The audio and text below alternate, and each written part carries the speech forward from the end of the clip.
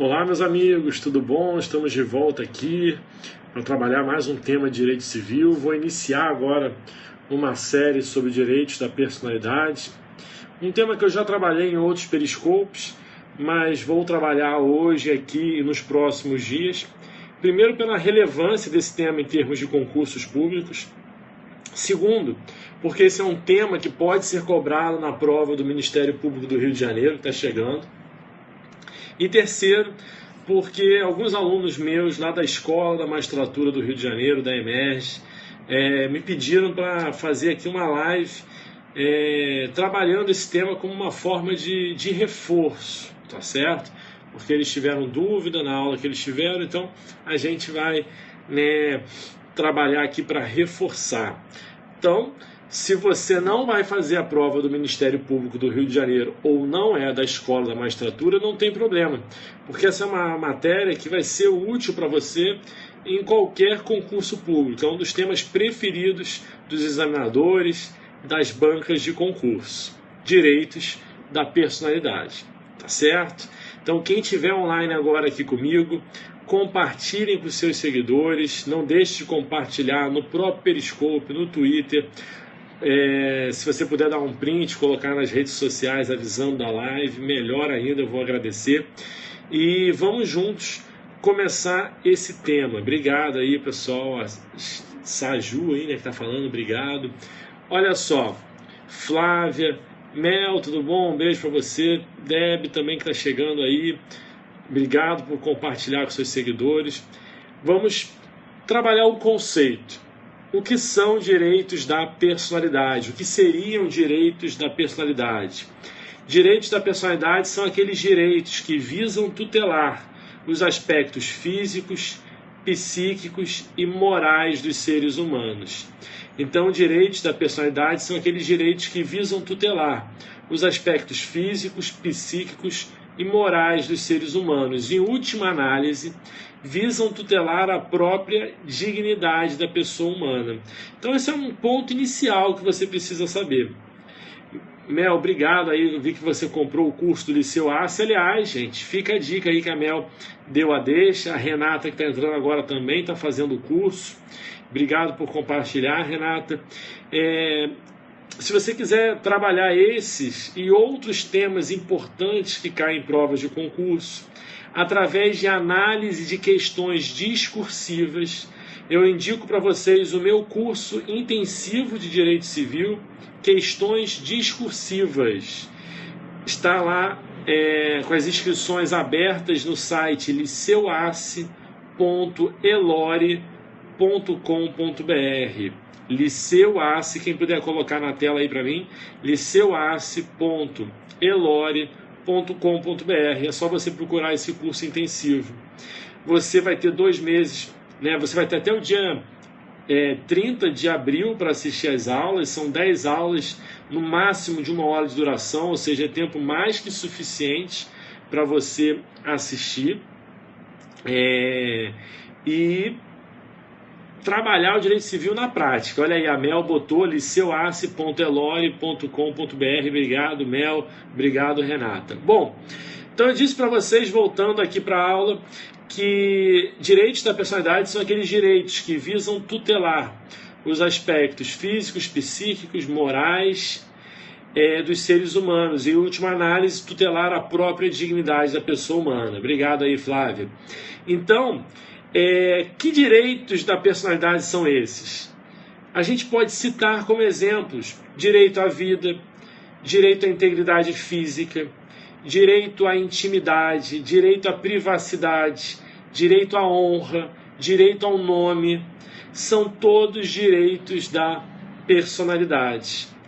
E quando eu falo direito à integridade física, você precisa entender que é a integridade física não só do corpo vivo, como também do corpo morto.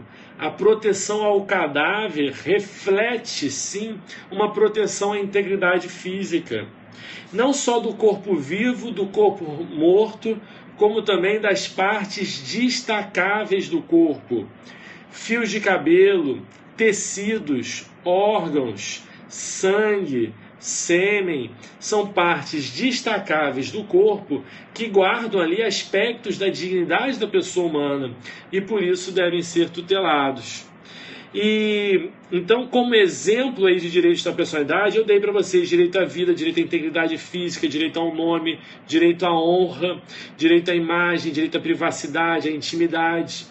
Poderíamos citar também as liberdades: liberdade artística, liberdade jornalística, liberdade de crença, liberdade de expressão, liberdade de locomoção, direito de ir e vir, são todos direitos da personalidade. E existem, inclusive, entre aspas, novos direitos da personalidade que são reconhecidos pela jurisprudência. Por exemplo, o STJ já reconheceu o tempo livre como um direito da personalidade. Você tem um direito da personalidade ao tempo livre. Então, se você, por um ato ilícito praticado por um fornecedor de serviços, por exemplo, você perde o seu tempo livre passando horas ao telefone tentando resolver um problema que foi gerado pelo prestador de serviços, e aí você fala com aquele robô, diz que 3, diz que 5, e aí quando você vai falar com o atendente a ligação cai, você perde o dia inteiro, comprova isso através dos protocolos de atendimento. Já a jurisprudência já entende que você tem direito a pleitear danos morais por lesão a um direito da personalidade, que é o tempo livre. O STJ já reconheceu também, através de acordos recentes da Nancy Andrighi como relatora, que você tem um direito da personalidade, um direito seria até mesmo fundamental à alimentação saudável, o direito fundamental à alimentação saudável. Ou seja, se o indivíduo comprou um refrigerante e naquele refrigerante tem um corpo estranho dentro do refrigerante, tem um rato morto lá dentro. Veja, ele pode ingressar com uma ação pleiteando danos morais? Entendeu? O STJ que sim, porque ele sofreu um dano, ele não precisa ingerir o alimento para pleitear o dano moral. O simples fato dele adquirir um alimento impróprio para o consumo já é um dano ao seu direito fundamental à alimentação saudável, mesmo que ele não tenha ingerido. Mas, professor, eu já vi várias jurisprudências dizendo que tem que ingerir o alimento. Pois é, esse entendimento está mudando no próprio STJ. Então, estou trazendo para vocês pontos que são importantes. E você já pode colocar uma observação aí no seu caderno. Dano moral é lesão a direitos da personalidade.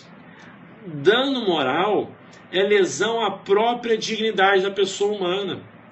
Então veja, uma vez provado, ou uma vez provada a lesão ao direito da personalidade, o dano moral decorre in re ipsa. Você já deve ter ouvido falar, dano moral in re ipsa, decorre do próprio fato. Provado o fato, a lesão ao direito da personalidade, o dano moral decorre em re ipsa. Não é necessário provar que você sofreu, que você se sentiu humilhado, que você ficou triste, um abalo psicológico. Não. Basta demonstrar que houve a lesão ao direito da personalidade. Então, são pontos importantes. Nesse nosso primeiro encontro, eu vou fazer vários encontros, várias lives aqui sobre direitos da personalidade, para que você possa ter um caderno completo. Então, se você é da Emerge, por exemplo, vai completar aí o seu caderno, que muitos alunos me pediram para dar essa aula específica. Então, para não cansar muito vocês, a gente vai fazendo aqui em etapas. Mas eu queria que vocês já colocassem um primeiro ponto que pode cair em qualquer prova de concurso. O Código Civil, do artigo 11 ao artigo 21, traz um rol de direitos da personalidade. Pergunto para vocês, esse rol é taxativo ou é exemplificativo? A resposta é, o rol é exemplificativo, meramente enunciativo. Os direitos da personalidade não se encerram naqueles direitos previstos no rol do artigo 11 ao artigo 21 do Código Civil. Existem outros direitos da personalidade ao longo do próprio Código Civil. Você tem lá no direito de família, o direito de pleitear alimentos é um direito da personalidade. Você tem no Estatuto da Criança e do Adolescente o direito de ter uma gestação saudável e pré-natal. São direitos da personalidade fora desse rol, melhor dizendo, do artigo 11 ao artigo 21. Mas o que faz com que um direito da personalidade, o que faz com que eu possa afirmar que aquele direito é um direito da personalidade? Veja, os direitos da personalidade têm características em comum. Eu vou listar para você essas características. Boa noite, César. Mas não vou trabalhar elas hoje. Isso vai ficar para o próximo vídeo, tá certo? Ou eu posso começar a trabalhar algumas e deixar outras para o próximo vídeo. Então, quais seriam essas características dos direitos da personalidade? Você tem que os direitos da personalidade, primeiro, são direitos absolutos. É isso mesmo. Pode colocar no seu caderno. Direitos da personalidade são direitos absolutos, são direitos inatos, são direitos vitalícios, estão repetindo, direitos absolutos, direitos inatos, direitos vitalícios, são intransmissíveis, indisponíveis ou irrenunciáveis, são também extrapatrimoniais e imprescritíveis. Isso mesmo, J. Leão. Então vou repetir. Direitos da personalidade são absolutos, inatos, vitalícios, intransmissíveis, irrenunciáveis ou indisponíveis, extrapatrimoniais e imprescritíveis. Algumas das características mais importantes. Então, se você encontra um direito com essas características, ele é um direito da personalidade. Boa noite aí para quem está entrando. Gente, eu posso afirmar que os direitos da personalidade são direitos absolutos? Vamos colocar, então, trabalhar aí a primeira característica. Direito da personalidade é um direito absoluto. Sério, professor? Eu já ouvi dizer que não existe direitos absolutos. Todos os direitos são relativos, podem ser ponderados no caso concreto. É verdade. Quando você tem interesses, direitos colidentes, todos os direitos são relativos, relativizáveis, podem ser ponderáveis no caso concreto. Porque nenhum pode prevalecer ao outro de maneira absoluta. Mas quando eu digo que os direitos da personalidade são direitos absolutos, eu não estou dizendo que eles não podem ser ponderados. Eu estou afirmando, como fez a Mel aí, que o direito ou os direitos da personalidade são direitos absolutos na medida em que eles são oponíveis erga omnes, são oponíveis contra todos. Mas por quê? De onde que surge essa expressão absoluto, né? Quando você estuda os direitos subjetivos, que são aqueles direitos que conferem aos seus titulares a possibilidade de exigir de alguém determinado comportamento, você classifica os direitos subjetivos em direitos absolutos e direitos relativos. O que seria um direito absoluto, um direito subjetivo absoluto? É aquele oponível erga omnes. E um direito subjetivo relativo é aquele que é oponível apenas à parte da relação contratual. Tem um sujeito passivo determinado. Quer ver um exemplo? Eu emprestei 10 mil reais para você. Eu tenho direito subjetivo de crédito. Se você não me pagar no dia do vencimento, eu posso cobrar esses 10 mil reais. Exigir de você um comportamento, que é o pagamento da prestação de dar a quantia certa. Agora, se você não cumpre a prestação, eu posso exigir os 10 mil reais do seu irmão? Não, porque o seu irmão não é parte da nossa relação contratual, da nossa relação obrigacional. Então, o direito subjetivo de crédito é um direito relativo. Tem eficácia apenas inter partes, tem sujeito passivo determinado. Agora, Todos devem respeitar a minha honra. Todos devem respeitar a minha vida, a minha imagem. Logo, os direitos da personalidade são oponíveis erga omnes. Não há um sujeito passivo determinado. Então, direitos da personalidade são direitos absolutos. Segunda característica: direitos da personalidade são direitos inatos. O que isso significa dizer? Quando você nasce, você já tem todos os direitos da personalidade. Então, você não vai adquirindo direitos da personalidade ao longo da vida. Eles são inerentes à própria pessoa humana. Você já nasce com eles. Ah, professor, isso tem a ver com a discussão da teoria concepcionista ou natalista? Não. Mesmo que exista essa divergência a partir de quando você adquire personalidade, certo é que quando você nasce, você já tem todos os direitos da personalidade, tá certo? Então, olha a pergunta do Hélio aí. O reconhecimento de paternidade é oponível aos familiares, só aos genitores? Veja, não pode confundir. O direito de ter a sua paternidade reconhecida é um direito da personalidade, sim. Ele é oponível erga omnes no sentido de que a relação de paternidade deve ser reconhecida e respeitada por toda a sociedade. Mas você só pode exigir o vínculo de parentesco, o registro de paternidade, por exemplo, obviamente do genitor. Né? Aí tem discussões que a gente estuda depois em direito de família e até direito das sucessões, se você poderia ingressar com ação contra os herdeiros, contra o espólio, mas não quebra a nossa regra aqui.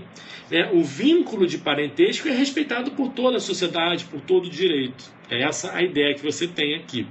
Agora, os direitos da personalidade são inatos nesse sentido. Você já nasce com todos os direitos da personalidade. E eles são também vitalícios. Os direitos da personalidade são vitalícios na medida em que você tem direitos da personalidade e eles acompanham você durante toda a vida. Então, você não perde os direitos da personalidade ao longo da sua vida. Eles seguem com você, eles acompanham você por toda a vida. E entenderam a lógica? Então, veja só, com a morte extingue-se a personalidade jurídica. E a morte determina o fim da personalidade e o fim de todos os direitos. Não existe direitos depois da morte. O morto não tem direitos, nem mesmo direitos da personalidade. A gente vai estudar no próximo vídeo, na próxima live, que existe a tutela dos direitos da personalidade para depois da morte. Mas não é um direito do morto, a gente vai ver isso. Porque o morto já não é mais pessoa, não tem mais direitos. Eu vou trazer aqui um caso que aconteceu na jurisprudência do Rio de Janeiro, sem citar nomes, né? Que estamos aqui, afinal de contas, estamos na internet, mas um deputado federal ingressou com uma ação contra uma emissora de televisão em razão de um quadro humorístico que fazia uma sátira da sua pessoa. Então, olha só, Hélio, não existe dano necessariamente à honra do falecido, porque o falecido não tem mais direitos, mas é um dano a um aspecto que decorre daquele direito que ele tinha em vida. A gente vai estudar na próxima aula, só para deixar claro. Mas o caso que eu queria falar com vocês é que um deputado federal ingressou com uma ação contra uma emissora de televisão que tinha um programa humorístico que fazia uma sátira, né, da sua pessoa. E no quadro humorístico faziam alusões de que aquele político ele era corrupto, ele roubava o povo. Né? Essa era a sátira, a piada. O deputado ingressou com uma ação alegando que a sua honra estava sendo ofendida. Que apesar de ele ter vários inquéritos, várias ações penais correndo contra ele, ele ainda era um político ficha limpa, porque não tinha nenhuma condenação em segunda instância. Curiosamente, esse político era procurado pela Interpol. ele não poderia viajar para 180 países do mundo, mas no Brasil ele não era preso. Se ele viajasse para outro país, seria preso. Mas ele era tecnicamente ficha limpa. E ele dizia, olha, todos são inocentes até que se prove o contrário. Então eu não posso ser chamado de ladrão em rede nacional, num programa humorístico. Ele ingressou com uma ação pleiteando dano moral por ofensa à sua honra. A juíza julgou improcedente o pedido, dizendo que ele não pode pleitear dano moral porque ele já não tem mais honra alguma.